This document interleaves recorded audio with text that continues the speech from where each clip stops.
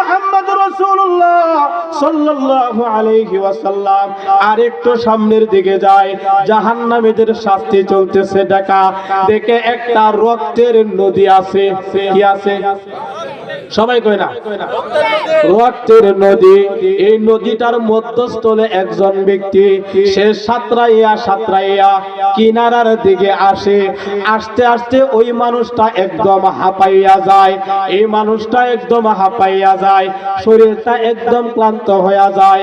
কিন্তু ওই নদীর পাড়ের ভিতরে আরেকজন ফেরেশতা আছে, ওনার হাতে বড় একটা পাথর নিয়ে দাঁড়ানো আছে।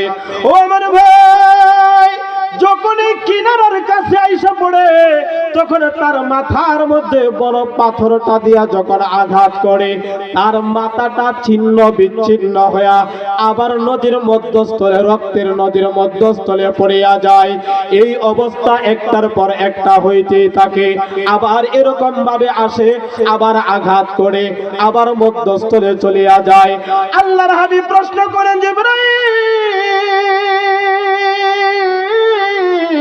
এই যে ব্যক্তিটার এমন কষ্ট দেওয়া হয় কেন গো, এই শাস্তিটা দেওয়া হয়? এবার জিবরাইল আলাইহিস সালাতু ওয়াস সালাম বলেন, ও গো নবীজি, এরা হলো দুনিয়াতে সুদখোর বুঝেন? কথা কয় না, মনে হয় না বুঝেন না গো। আলহামদুলিল্লাহ, মনে আপনাদের এলাকায় নাই? হ্যাঁ, এটা শহরের ভিতরে, দোকানে। আমার এলাকা তো দেখছি বাড়ি বাড়ি। পুরুষরা কি করবে, মহিলারা আরো বেশি করে। কথা কয় না, আছে না? এই সুদখোরদের শাস্তি হলো রক্তের নদীর মধ্যে তাদেরকে নিক্ষেপ করা হয়, আর মাথার মধ্যে পাথর দিয়ে আঘাত করা হয়, মাথাটা ছিন্ন বিচ্ছিন্ন হয়ে যায়। ও আমার ভাই, এখন সুদের ব্যবসা যারা করে, সুদের সাথে 4 ধরনের মানুষ লিপ্ত থাকে। আওয়াজ দিয়ে বলেন কয় ধরনের? সবাই বলেন কয় ধরনের?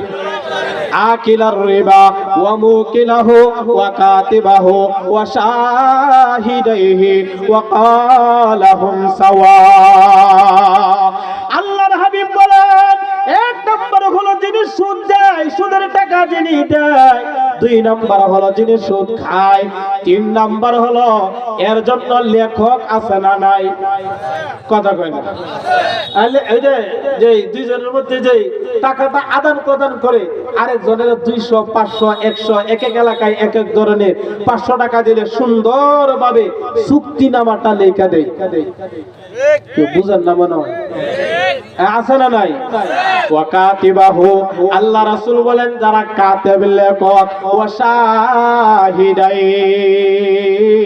এবং 4 নাম্বার হলো যারা সাক্ষী হয়। সাক্ষী কিন্তু খারাপ মানুষের আনে না, সাক্ষী আনে নামাজি ব্যক্তিটা। কথা কোন ঠিক কিনা? সাক্ষী আনে হাজী সাহেব, চাচা হজ করেছে, এখন কয় কাকা 1 লাখ টাকা দিতেছি, মাসে 5,000 অথবা 3,000, মানে যে এলাকার যে ভাব। কাকা আপনি যদি একটু থাকতেন, কারণ আপনার মতো ভালো মানুষ তো পাওয়া যায় না। কথা কয় না, আসেনি? কথা কয় না, আছে না?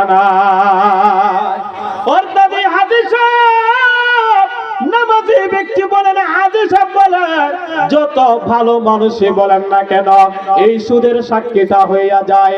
আল্লাহর হাবিব বলেন, এই 4 প্রকারের লোক একই পাপের অপরাধী। আল্লাহ আর আল্লাহ রাসূল তাদের উপর লানত করে। তাহলে সুদ খাওয়াও যাবে না, সুদ দেওয়াও যাবে না, সুদের লেখক হওয়া যাবে না, সুদের সাক্ষীও হওয়া যাবে। কথা কয় না, হওয়া যাবে? রাজি আছেন নাকি রাগ করতেছেন? আল্লাহই জানে।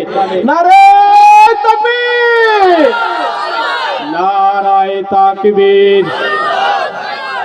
যে সুদের শাস্তিটা হলো এরকম, রক্তের নদীতে একবার পালায় আবার তোলে।